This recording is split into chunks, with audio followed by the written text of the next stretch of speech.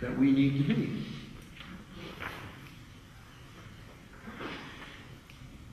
We're not doing anything about another breach, significant breach of trust, which is virus production.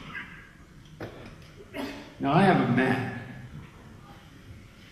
so this is a blight that I don't have to experience. But I mean, most of the people I know that live in the semi-illuminated world of Windows.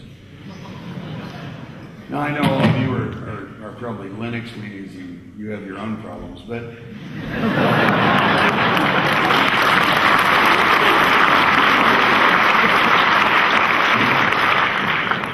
who needs viruses when you're trying to do a Debian install?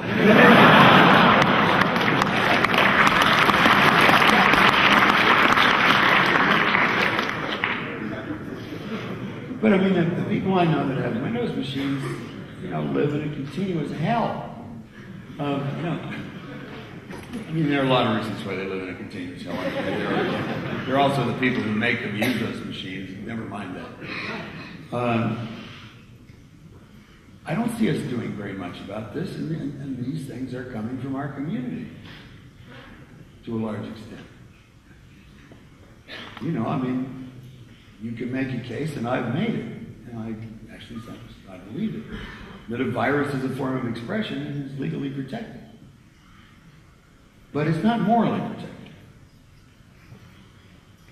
And I don't think that it's protected, if I see you writing a virus that you're going to put out there as a kind of experimental piece to be picked up by some, jerk off that wouldn't know how to write a virus, but is, nihilistic enough to release one, which is what usually happens in a nice sort of symbiosis. I would do something about it if I were you. But I don't think you are. Or I don't see much evidence. And as a matter of fact, I suspect that there are some people in this room that are writing these things. Now, why the fuck are you doing that? I don't trust you, if you are. But I don't know who you are, so I can't figure out who to trust and who not to trust in this room. There are a number of these things. I mean, there's identity theft, and the use of hacking skills for genuinely bad purposes.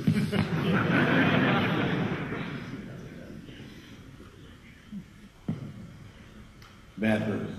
Okay. Now, back when I was dealing with the Legion of Doom, as I said earlier, if somebody used hacking skills to penetrate a system for larceny purposes, or for the purpose of doing vandalism to that system, harming the system, they didn't need to worry about the Secret Service, anything like as much as they needed to worry about the other members of the Legion of Doom, who would come after them, and make their lives very difficult. But now we see that there are a lot of people who have these kinds of skills who are putting themselves in the employ of large organized crime groups, mostly from Eastern Europe, but also from Asia. And they are getting extremely good at phishing and spoofing and identity theft. I mean, it's part of the fact that my American Express card doesn't work about half the time just because every time I move, they think that, it's been stolen. I mean, I fly constantly, and you'd think an American Express would have an algorithm in there someplace that was smart enough to know that, we have jet aircraft and I use them. But despite all their, overly effective security devices against me, about a month and a half ago, some fella turned up in Bangkok, Thailand, with my American Express number and apparently something exactly like the mag strip on the back of my Platinum card and my PIN code, and went to, I don't know, 30 different ATMs over the course of the afternoon and withdrew the equivalent of about $18,000 in Thai baht. And I'm still getting that sorted out. Now, in order for that to happen, somebody was using some extremely sophisticated skills in terms of how this was not just social engineering. This was somebody operating at a great distance from me. This wasn't somebody who done some shoulder surfing as I was standing at an ATM. They had hacked into the system. They'd used some really sophisticated skills. Ethics is not sufficient to deter this kind of activity. And I don't see us doing very much about that either. I mean, if there's going to be a force that countervails against this kind of behavior, it's going to consist of people like the ones in this room.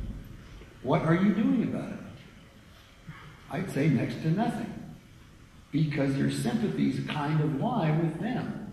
Because they're against the grown-ups. They're against the state. They're against the things like American Express. Well, they're against you, too. Certainly against me when they go out and do that. That's how you get your identity stolen, and it takes a while to get it back. And in the middle, you find yourself in a condition exactly like the one that I was afraid that the little miscreants in the Legion of Doom were going to leave me in, where you essentially don't have credit. You can't hardly do anything that involves any money that you can't fold and put in your back pocket. And getting a hold of any of that is sort of tricky. So there are a lot of things about trust at the moment that have to do with the long-term well-being of the internet at this critical point, where without becoming vigilantes, we have to become capable of using the skills that we have to obtain order against those people among us who, for whatever social pathology, cannot be trusted. The ones of our own apparent kind who are not worthy of our trust. We have to find them, and we have to save the internet. Because we're doing something really, really important here, and I don't have to tell you what it is. I mean, you wouldn't be here if you didn't have the same sense of holy mission that I do. I mean, we are building something that could convey to every successive generation the right to know. The right to know. Not just freedom of speech, but freedom to know what you want to know. Without regard to where you are in the world, what your social caste is, what your status is, without any of that. Within a reasonably short period of time, if we deal with a number of issues related to copyright, that's another one. And we don't allow the net to be destroyed by the folks who are trying to take it down with some of the diseases that I just mentioned. Something very wonderful will happen here. And if we want to be good ancestors, and I hope you all do, I mean, most of you haven't thought about being ancestors yet, but you will, probably. And you are, even if you're not being in a sort of reproductive state. Because the people of the future will owe much to you, what you do in this generation, what you do in the next 20 years. So I ask you on behalf of them to figure out who is worthy of your trust within your own community and who is not.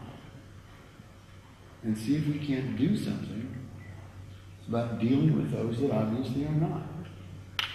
Because we have some serious problems we're confronting, and they will get worse. Now then, oh my God. Time flies when you're having fun. We've got about 5 minutes. Or 10. The fellow who preceded me took quite a bit more time than I was expecting. So I figure I can be equally lax since he's part of the organization. Does anybody want to say anything about what I just said? Yeah. Yes, you do. I do. Hi, John. Hi. Nice to see you. I'm not sure how familiar you are. Is there a mic? I'm not sure how familiar you are with European hacker culture. That mic in the very back. In the very back, okay. Oh, that makes a hell of a lot of sense. Hello? I'm not sure how familiar you are with European culture, but I hosted in 1989 the Galactic Hacker Party / the International Conference on the Alternative Use of Technology in Amsterdam, as we call it, for fundraising. I assume you all know what most people would. Profoundly ethical man. I'm not sure about that. Anyway, part of that was a debate between Val Holland and Pengo, which dealt very much with the events that Clifford Stoll was dealing with from the other side. And I think because of that, as a blessing in disguise, this community has gotten very early on a strong sense of having to deal with the evil inside and having to talk to people. And I find the big difference between this community and, say, the community that goes to American hacker conferences is the fact that there is active talking to people that are going the wrong way. There is active how shall I say, mentoring of kids. There is a lot of stuff that you're talking about is actually happening here, in contrast to some of the things that I've at least seen in the States. Well, I know anytime I'm just suggesting that even though the phenomenon exists in any hacker community, I think in part you're probably barking up the wrong tree. I figured I was. But I was sort of hoping that,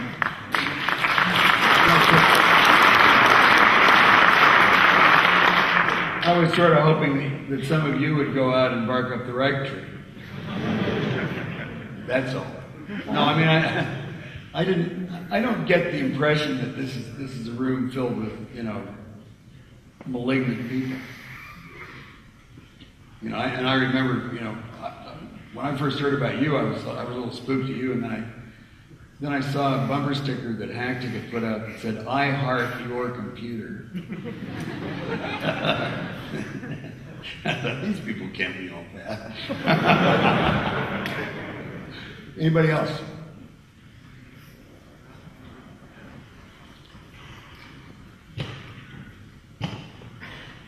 Andy.